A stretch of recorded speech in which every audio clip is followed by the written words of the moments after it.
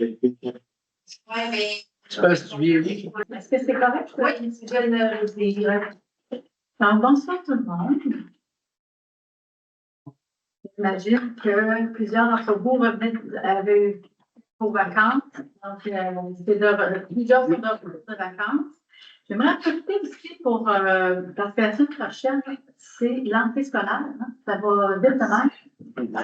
Nous sommes bien. Oui, la semaine prochaine, les enseignants, le personnel déjà dans l'enseignement, je pense qu'ils sont déjà entrés, mais on va voir les élèves enfin le jeudi, vendredi entrer pour leur première journée. Donc, je leur souhaite tous une très, très belle année scolaire. Belle entrée, en tout cas. Alors, nous allons commencer. Nous allons quorum. Alors, il est 19h35. Je déclare la séance ouverte. Le point 2.1 de l'adoption de l'ordre du jour, il est proposé d'adopter l'ordre du jour tel que présenté. Tous les conseillers ont reçu l'ordre du jour et ainsi que le public dans la salle. Est-ce que vous êtes d'accord avec l'ordre du jour? Oui. Adopté. 3.1, adoption du procès-verbal, c'était de proposer d'approuver le procès-verbal de la séance du 7 juillet 2026. Oui. Adopté à l'unanimité.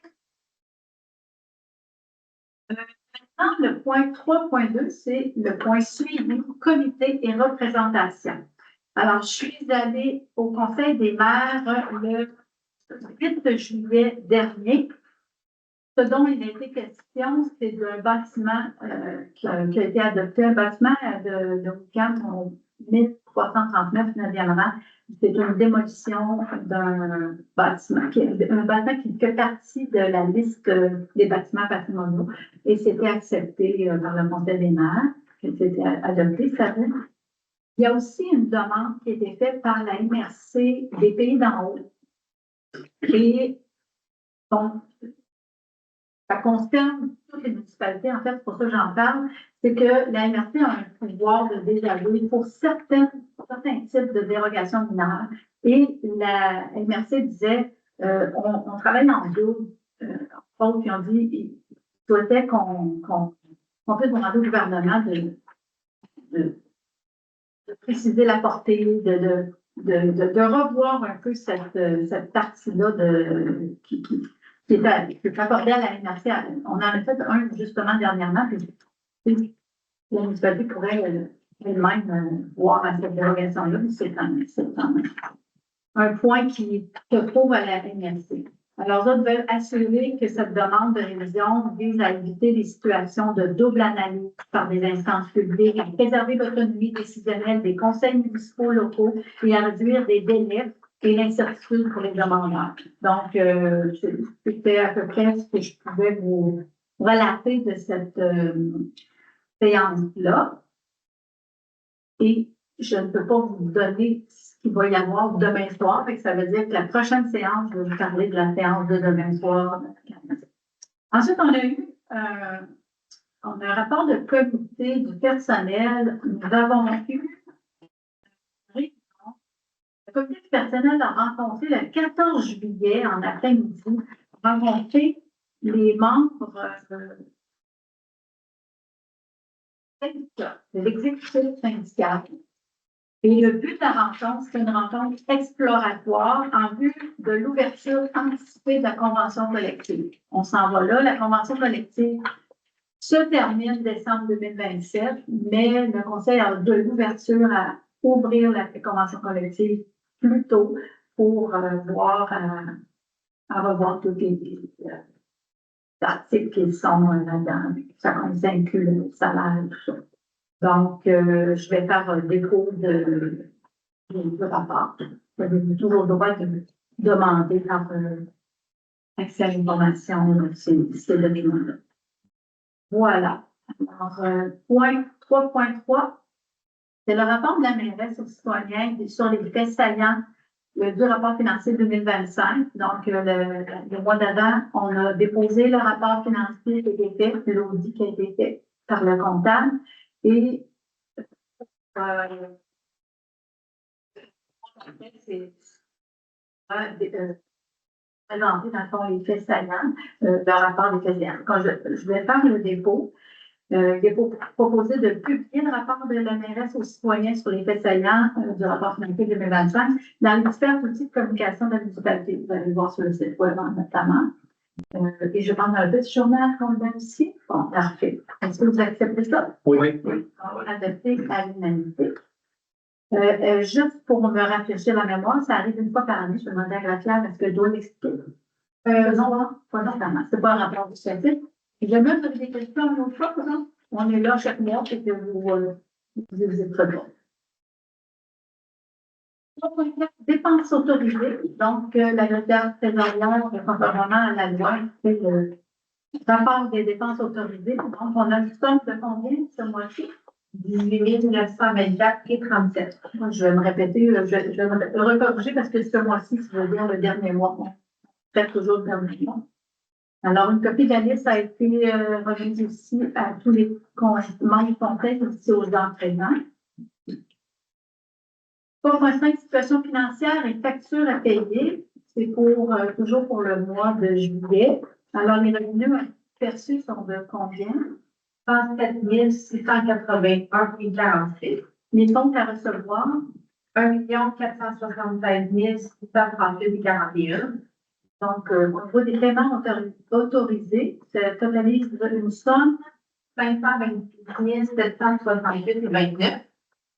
Au niveau des rémunérations de frais de placement, les rémunérations de salaire, 74 134, et en plus les frais de déplacement et repas, 2019 et 8.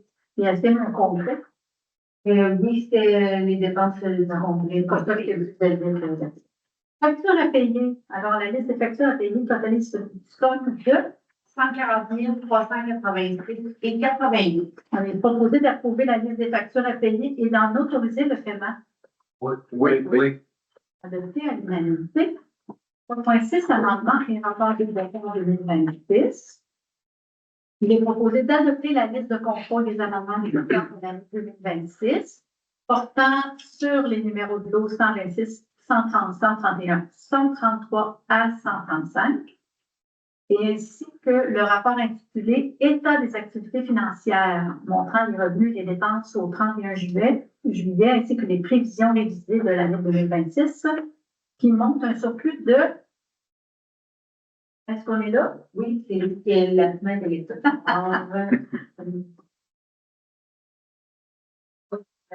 246 394,71. Oui. On a adopté à l'unanimité. 3.7, mauvaise créance 2026. Alors, pour différentes raisons, parfois, on n'arrive plus à se faire rembourser des sommes, pas parce qu'on ne trouve plus du tout les gens, c'est impossible de différentes raisons comme ça, et on se retrouve à chaque année avec certaines distances. Alors, il est proposé de radier et de porter aux mauvaises créances de l'année 2026 les taxes incluant les droits de mutation ainsi que les intérêts cumulés des années 2022 et antérieures des clients suivants, donc les numéros de clients 1136-1 au montant de 133,39. Je radie aussi de porter mauvaise créance de l'année 2026 les comptes à recevoir autres que les taxes et les droits de mutation de l'année 2025 et antérieures, ainsi que les intérêts cumulés des clients suivants, et ça pour une saine gestion administrative. Alors, nous avons 3 clients, le 1245 au montant de 101,60, 1127 au montant de 1456,10 et le 1343 au montant de 846,44. Si vous adoptez. Oui. Alors, adopté à l'unanimité. 3.8, ce sont les transferts budgétaires. Donc, on a des sommes qui sont en excédent. Et il est proposé d'effectuer les transferts suivants du surplus accumulé non affecté vers différents surplus accumulés non affectés réservés. Alors, une somme de 200 000 dans le surplus accumulé non affecté réservé pour l'achat ou le remplacement d'équipements incendie et une somme de 200 000 dans le surplus accumulé non affecté réservé pour le remplacement ou l'achat de nouveaux équipements de voirie. De retourner aussi une somme de 3 626,17 du surplus accumulé non affecté réservé pour la réforme cadastrale vers le surplus accumulé non affecté, une somme qui ne poste qui ne servait plus, donc on va le mettre dans le surplus accumulé, et d'autoriser la greffière trésorière à effectuer les écritures comptables nécessaires afin de donner effet à la présente résolution. Oui. Et adopté. 3.9, autorisation de délivrer et de signer des constats d'infraction. L'usage d'avoir une personne qui peut et pouvoir émettre tout type de constat d'infraction dans la municipalité. Nous avons notre responsable en urbanisme qui peut, dans son domaine précis, en émettre, mais dans un autre domaine qui ne lui appartient pas, il ne pourrait pas. Donc, il y a un vide, il faut combler ce vide-là. Alors, il est proposé que la personne occupant le poste de directeur général ou directeur général de la municipalité de Lyon soit autorisée à délivrer et à signer pour et au nom de la municipalité les constats d'infraction découlant de toute contravention à l'un ou l'autre de ces règlements municipaux, incluant leur amendement, indépendamment du titre ou de la désignation utilisée dans ces règlements sous réserve des lois et exigences applicables, que cette autorisation comprend notamment la signature des constats d'infraction, des rapports d'infraction, ainsi que tout autre document requis pour leur délivrance ou leur transmission lorsque ces documents doivent être signés pour et au nom de la municipalité, et que la présente autorisation est non exclusive et qu'elle n'a pas pour effet de limiter, de retirer ou de remplacer l'autorité de toute autre personne déjà habilitée en vertu d'une loi, d'un règlement municipal, d'une résolution ou toute autre autorisation valide à délivrer ou à signer des constats d'infraction pour et au nom de la municipalité de Wickham. Oui. Adopté à l'unanimité. Compte bancaire, autorisation signature. Alors, la loi juridique que le maire et le préfet sont les personnes désignées à signer les chèques pour la municipalité. Le maire peut aussi se faire remplacer en cas d'absence. Et nous allons aussi prévoir en cas d'absence de la greffière, évidemment. Alors, il est proposé que la mairesse, Luce Dano, en cas d'absence, la mairesse suppléante, Véronique Sanson, ou son substitut, Pascal Paul, ainsi que la greffière trésorière, Catherine Pépin, ou en cas d'absence, Michael Saint-Onge, directeur général, ou Vicky Martoriel, adjointe administrative à la comptabilité, soit les représentants de la municipalité à l'égard de tout compte que la municipalité détient ou détiendra à la caisse. Que ces représentants exerceront tous les pouvoirs relatifs à la gestion de la municipalité et sans restreindre la généralité de ce qui précède, notamment les pouvoirs suivants au nom de la municipalité, émettre, accepter, endosser, négocier ou escompter tout chèque, billet à ordre, lettre de charge ou autre effet négociable. Signer et approuver tout retrait, document ou pièce justificative, demander l'ouverture par la caisse de tout folio utile pour la bonne marche des opérations de la municipalité, signer tout document ou toute convention utile pour la bonne marche des opérations de la municipalité. Que Catherine Pépin, greffière trésorière, ou en cas d'absence, Michael Saint-Onge ou Vicky Marcorel, on va rajouter Michael Saint-Onge, directeur général, ou Vicky Marcorel, adjointe administrative à la comptabilité, exerceront seuls les pouvoirs suivants au nom de la municipalité. Faire tout dépôt, y compris le dépôt de tout effet négociable, concéder tout compte relatif aux opérations de la municipalité. Que tous les autres pouvoirs des représentants doivent être exercés sous la signature de deux d'entre eux, étant entendu que la signature de la greffière ou en cas d'absence, Michael Saint-Onge, directeur général, ou Vicky Marcorel, adjointe administrative de la comptabilité, doit toujours apparaître. Évidemment, je vais juste vous préciser que une signature d'un fonctionnaire, mais une signature d'un élu, l'un des trois qui a été nommé dans la résolution. Alors que cette résolution abroge la résolution numéro 2025-11-332. Oui. Alors c'est adopté à l'unanimité. Nous devions prendre intégralement la résolution de la caisse et alors une petite résolution qui est un petit peu plus longue que les autres. 5.1, autorisation de dépôt de demande, programme d'aide financière du Fonds de sécurité routière. On est en démarche pour regarder la possibilité de voir si on peut rendre plus sécuritaire la zone entre les deux quartiers, la rue Hébert jusqu'à rue Normand ou Guy, là, pour pas que les enfants, peu importe les gens qui ont à véhiculer à pied hein, ou à vélo sur la route Laurent 10. Donc, on est en train de regarder ça, puis la résolution consiste à tenter de pouvoir avoir un petit peu d'anciens. Alors, il est proposé d'autoriser la présentation d'une demande d'aide financière. Confirme, pas sûr que la phrase est bien écrite. Je vais juste la relire dans ma tête. Alors, il est proposé d'autoriser la présentation d'une demande d'aide financière. C'est la question peut m'aider. Je ne comprends pas pourquoi la France continue comme ça. C'est comme si mon. Je peux voir. Vous voulez, mais je pense que c'est de confirmer. Ah, et de confirmer avoir vu. Okay. Alors, on ajoute ça, et de confirmer avoir vu, avoir compris les modalités d'application du programme et confirmer son engagement à réaliser le projet admissible selon les modalités en vigueur, reconnaissant qu'en cas de non-respect de celle-ci, l'aide financière sera résiliée. Et d'autoriser le caisse impose directeur général à signer tout document ou entente incluant la convention d'aide financière si applicable à cet effet avec la ministre des Transports et de la Mobilité durable.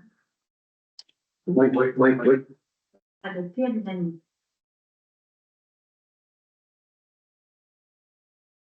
5.2, c'est une demande de soumission pour l'adressif hiver 2026-2027. Il est proposé de demander des soumissions dans le système électronique CAO, conformément au règlement sur la gestion contractuelle, la délégation de pouvoir en matière contractuelle et la délégation de défense pour la fourniture de sel à déglaçage en vrac, livré à l'UQAM par camion complet pendant l'hiver 2026-2027 et que les soumissions devront être adressées à la municipalité en conformité à l'appel d'offres demandées.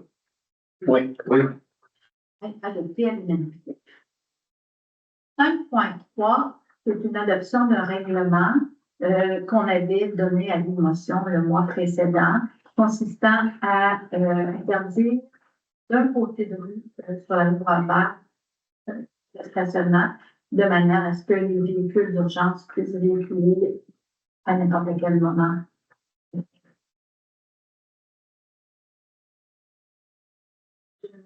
C'est un règlement qui a déjà été présenté. Il est proposé que le règlement numéro 2026-08-1047, intitulé Règlement interdisant le stationnement sur une partie de la rue Boisvert, règlement dont le texte est annexé à la présente résolution, soit et est adopté. Oui.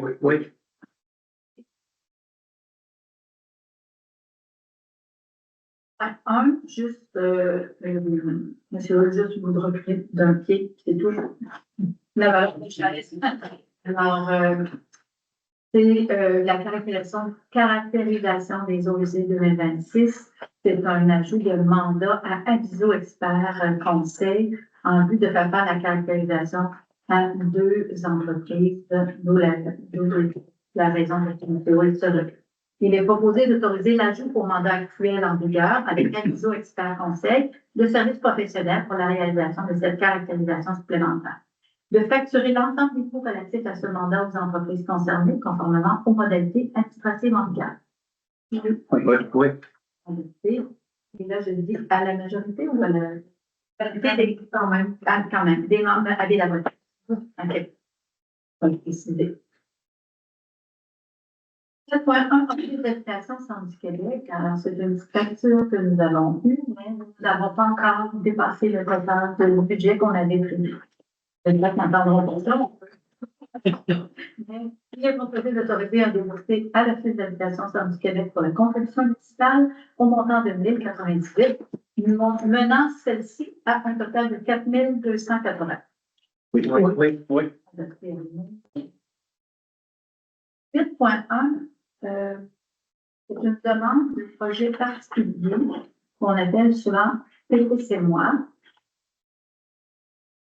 C'est le cas d'une petite maison qui est située dans le 12e rang et qui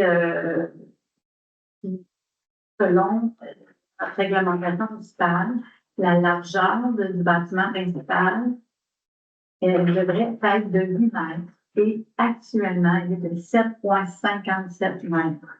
Donc, c'est pour la raison pour laquelle il est demandé un PPC noir.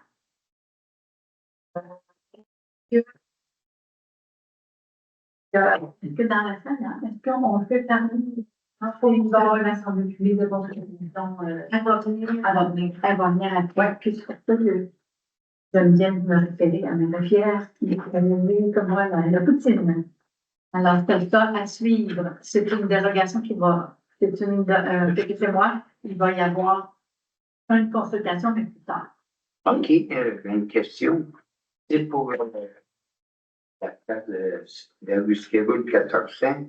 Ils m'ont dit de venir asseoir. Il y a une période de questions tantôt, puis on pourra voir la période de questions. Si vous êtes prêts à attendre, ça va vite dans la chaîne. Alors, là, par rapport à cet épisode-là, il n'est pas posé d'accorder la demande. Je suis prévenue de dire les attendus. Je pense que pour ceux-là, je l'ai dit. Attendu qu'une demande de projet particulier de construction, de modification de l'habitation en PPC est déposée.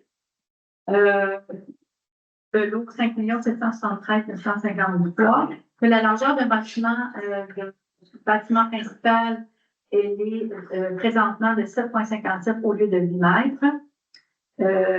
Attendu que le comité consultatif a analysé la demande selon les critères du règlement, attendu que l'analyse du CCU conclut que le projet d'implantation d'une résidence unifamiliale destinée à l'hébergement de travailleurs agricoles est compatible avec le milieu environnant, s'intègre harmonieusement au cadre bâti du secteur sur les plans de l'implantation, de la volumétrie aussi, de l'aménagement, présente une organisation fonctionnelle adéquate. Attendu que le projet n'entraîne aucun impact négatif significatif sur l'environnement, le milieu naturel, la circulation ou la qualité de vie du voisinage, que le conseil municipal prend acte par ailleurs que les travaux antérieurs ont été réalisés sans permis de construction, la conformité de la largeur ayant été constatée par la suite, tandis que la loi, ne semble pas exiger qu'un projet soit nécessairement à l'état de proposition ou que celui-ci n'ait pas encore été exécuté au moment de la demande, tandis que le CCU recommande d'autoriser la demande telle qu'elle est présentée. Je pense que le conseil municipal a pris acte de l'analyse et de la recommandation de CCU, il est proposé d'accorder la demande 2026-00080 relative à un projet de PPC afin de permettre la construction d'une résidence unifamiliale au 1276 12e rang, en autorisant que la largeur du bâtiment principal, la résidence, soit de 7,57 mètres au lieu de 10 mètres, tel que stipulé dans la grille de spécification à décor. Que les procédures de consultation publique et, si requise d'approbation référendaire, soient entreprises conformément aux dispositions légales applicables. Oui. Adopté à l'unanimité.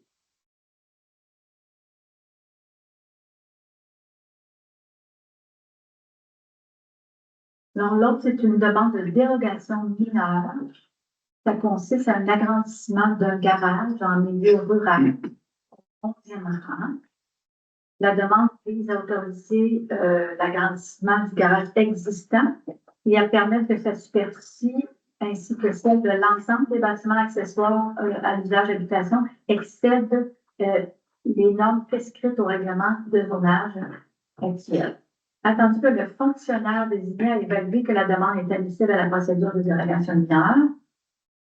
Attendu que la demande respecte les critères d'évaluation prévus à l'article 28 du règlement sur les dérogations mineures.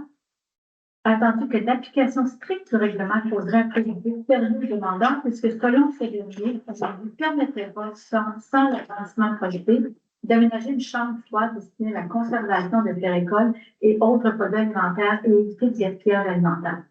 Attendu que l'avis public du 16 juillet 2026 a été dûment publié, aucun commentaire n'a été reçu et que les personnes présentes peuvent s'exprimer. Est-ce que vous avez des questions par rapport à cette proposition-là qui demande un agrandissement du garage? Je ne sais pas si on a un petit peu plus de détails. Je vais aller dans les détails, puis vous pourrez parler avant qu'on vote pour les poser vos questions.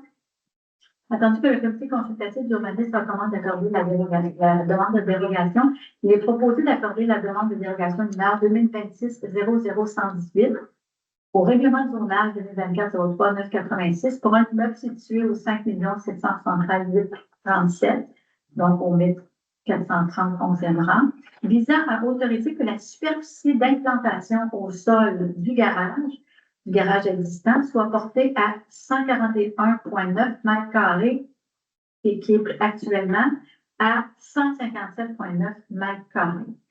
Au lieu de la superficie maximale, présentement, au règlement, c'est 120. Il était déjà excédent. Alors que la superficie d'implantation au sol du garage soit supérieure à celle du bâtiment principal, contrairement à la norme prévoyant que cette superficie ne peut excéder celle du bâtiment principal, que l'ensemble des bâtiments accessoires à l'usage d'habitation ait une superficie de 157,9 mètres carrés au lieu de la superficie maximale de 150 mètres carrés, c'est au règlement de zonage. Alors, est-ce que dans la salle, il y en a qui ont des questions par rapport à cette dérogation? Donc, par ailleurs, il faut quand même ajouter que c'est une demande qui s'ajoute à d'autres demandes semblables. Et que ce soir, nous allons aussi commencer un processus pour changer cette réglementation qui est demandée souvent en milieu rural. C'est dans quel 11? Dans quel 11? J'aime ça votre question parce qu'on oublie d'écrire S-Ouest quand on fait nos résolutions. Alors, est-ce qu'il y en a qui peuvent me répondre vers le face ou Ouest. vers Saint-Germain, donc à l'ouest? Je pense qu'on va essayer de rectifier ça parce que quand on relit, après, on ne sait pas que Ah. Hein? Parce qu'on ne peut pas l'écrire, parce que c'est pas le nom officiel du RAC. Je pense que c'est pas dans le il faut vraiment écrire l'adresse. Comme ça, parce que le nom de l'organisation ne comporte pas rang souvent. Ah, d'accord. Parce que la question, je vais l'écrire en note à côté. D'accord. Alors, je vais demander au conseiller, est-ce que vous avez adopté? Oui. Ok, je ne vais pas vous oublier. Adopté à niveau.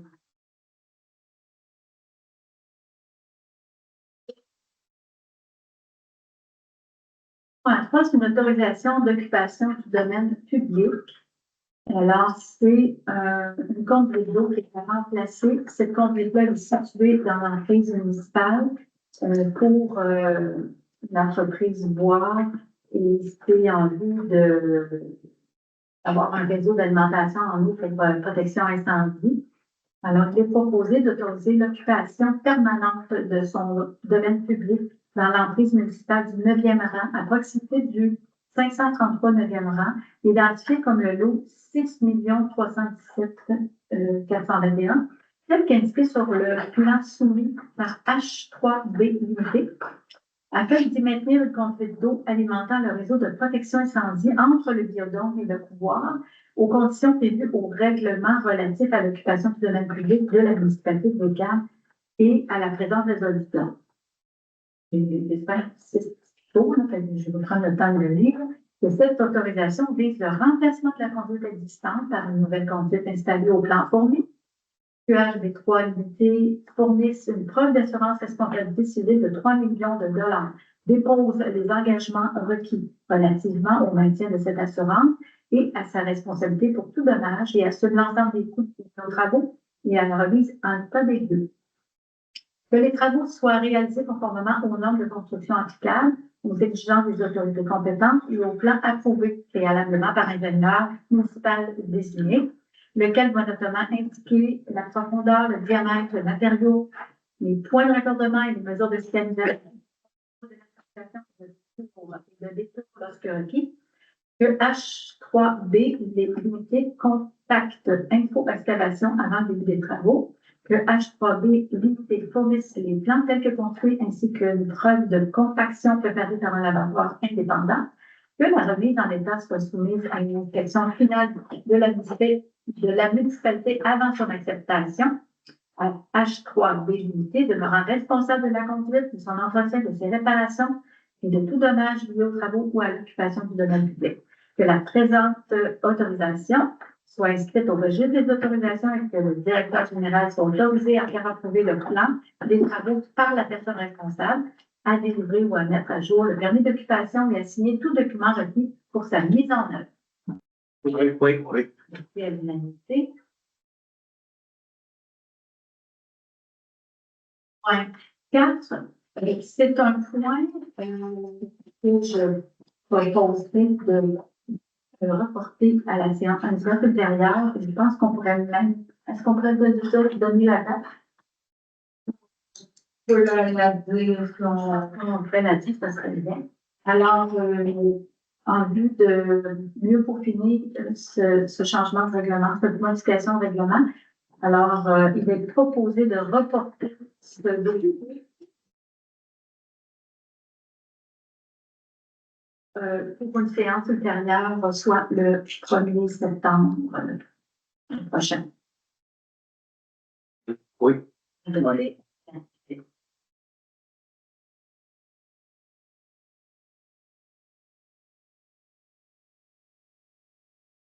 Ça, c'est le rapport de point. Est-ce que je dois le reporter aussi pour moi? D'accord, donc. Alors, il est proposé de reporter le point 2.5, les séances ultérieures, soit le 1er septembre prochain. Oui.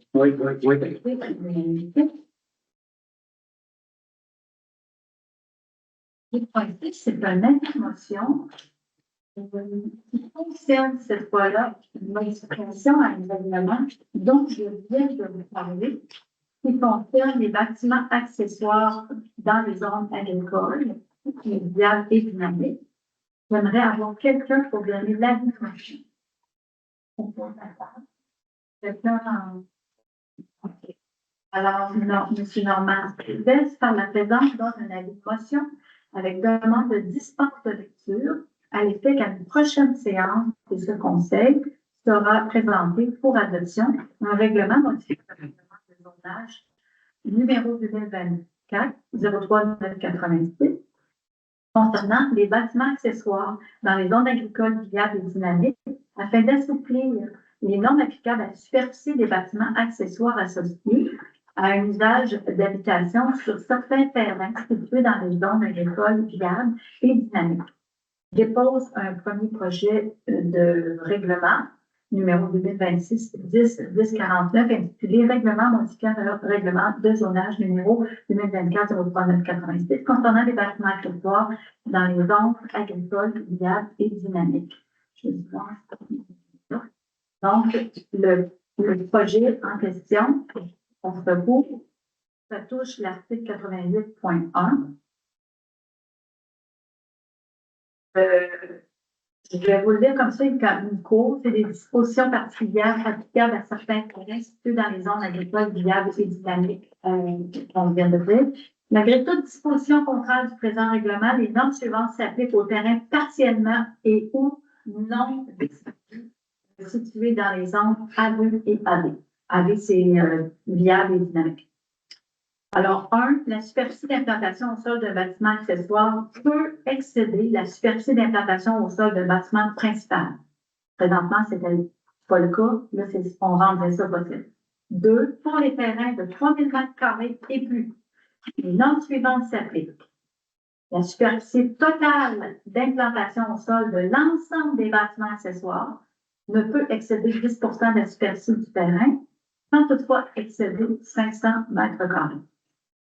Et la superficie en V, la superficie d'implantation au sol de chacun des bâtiments accessoires ne peut excéder 10 de la superficie du terrain sans toutefois excéder 500 m². Vous devez voir juste un bâtiment accessoire assez grandeur.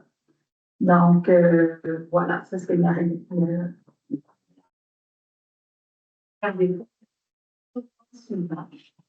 8.7, adoption du premier projet de règlement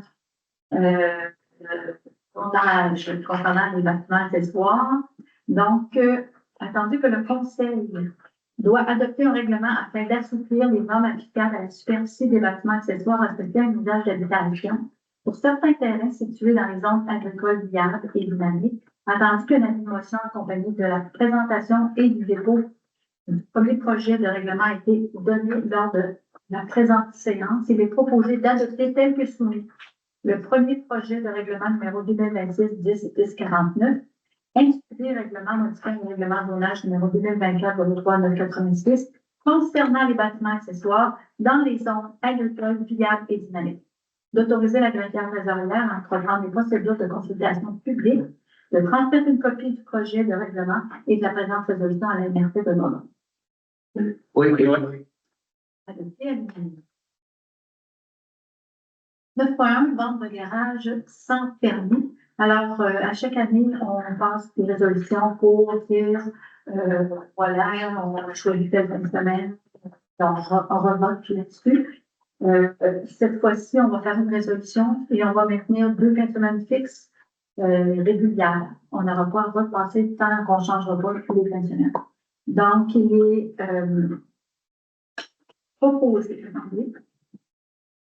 est proposé, d'autoriser chaque année, jusqu'à modification ou abrogation de la présente résolution, la tenue de 2 ventes de garage sans permis sur l'ensemble du territoire de la municipalité, soit vente de garage du printemps, la fin de semaine correspondant à la journée nationale des patriotes, et vente de garage de l'automne, c'est la fin de semaine correspondant à l'Action de grâce. De publiciser les disponibilités d'espace dans le stationnement du garage municipal et en façade de l'usine de filtration pour les personnes qui souhaitent s'y installer afin de tenir une vente de garage. De publiciser les ventes de garage auprès de la population au moyen des différents outils de communication de la municipalité, d'informer la Sûreté du Québec de la tenue de ces activités. Oui. 9.2, affectation de crédit. Nous avons dû faire changer une pièce qui est assez dispendieuse pour notre génératrice. Et comme le centre communautaire est un endroit aussi en cas de sinistre que les gens doivent venir s'héberger en temporaire, pas laisser la pièce brisée en cas, il faut prévenir l'hiver qui s'en vient. Donc, attendu qu'une pièce de génératrice du centre communautaire a été remplacée en juillet dernier, attendu que le coût de cette intervention s'élève à 3 204,87 taxes nettes et que cette dépense n'avait pas été prévue au budget, il est proposé d'autoriser l'affectation du montant de 3 204,87 taxes nettes au poste budgétaire 02 701 25 526 provenant du surplus de l'année en cours afin de couvrir les frais liés au remplacement d'une pièce sur la génératrice du centre communautaire. Oui.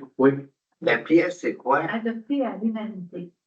C'est une bonne question. Est-ce que monsieur le juge se rappelle? Je me rappelle pas. C'est lors d'un entretien, on avait parlé que c'était une pièce qui était sur le bord de l'échéancier là. Le terme de mémoire, je faisais. La Mosta, ça coûte pas 3 000. Non, c'est pas un thermostat, mais c'est une grosse génératrice sans dehors. Non, mais pas bien, 3 000. Non, ça fait mal au cœur.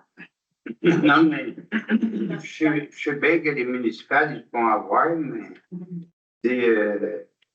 On le prépare tout de suite parce que la personne est venue en maintenance et si on disait non, puis on l'attendait, il faut qu'elle revienne quand même, on payait un deuxième déplacement. Non, je comprends, mais j'aimerais bien savoir la pièce. Oui, La prochaine fois, on va essayer d'avoir. on le fait plus, la réparer. Ben non, c'est pas ça que ça. T'as pas besoin de dire ça, là. Moi, je m'avais une question à elle. Mais c'est correct que je comprends que C'était le thermostat. quand on n'est pas nécessairement tous des connaissants dans le domaine. C'est dans le village, OK, mais il y a un thermostat. Non, mais c'est pas un thermostat qui est changé. C'est vraiment autre chose. Mais la séquelle, on la voyait au niveau du thermostat. Ça avait un impact au niveau du thermostat, mais c'est pas tellement tel quel ça. Ah, OK. Oui. Alors, 10.1, c'est sur les statistiques. Pour votre information, au 1er au 31 juillet, au niveau du service incendie, il y a eu 2 appels sur le territoire. Au niveau des accès à l'information qui ont été traités, il y en a eu 3 en juillet. Ça paraît qu'en juillet arrive, on tombe un petit peu plus en vacances, il y a eu moins de demandes. Le service d'urbanisme a émis 21 permis, dont 9 et dans le secteur de la rénovation du bâtiment principal et 3 pour la construction de bâtiments accessoires. Je trouvais ça plus significatif de les mentionner. Et au niveau du transport mobilibus, en 2026, pour juillet, il y a eu 40 déplacements. Et si on compare l'année dernière, 27, et l'année d'avant, 19.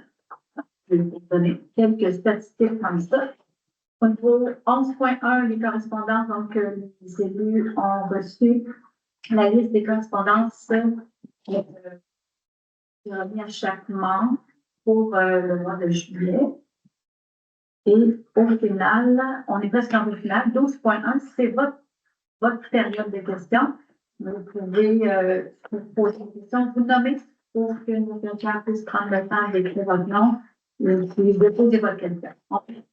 Est-ce qu'il y en a qui ont des questions?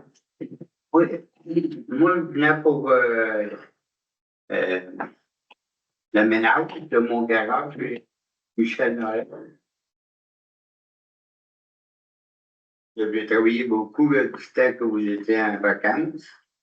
J'étais 3 semaines sans arrêter, cette semaine, la semaine d'avant des vacances. Pour voir. Vous avez une question, M. Noël? Hein? Avez-vous une question, M. Noël? Je veux savoir. Si vous avez une question.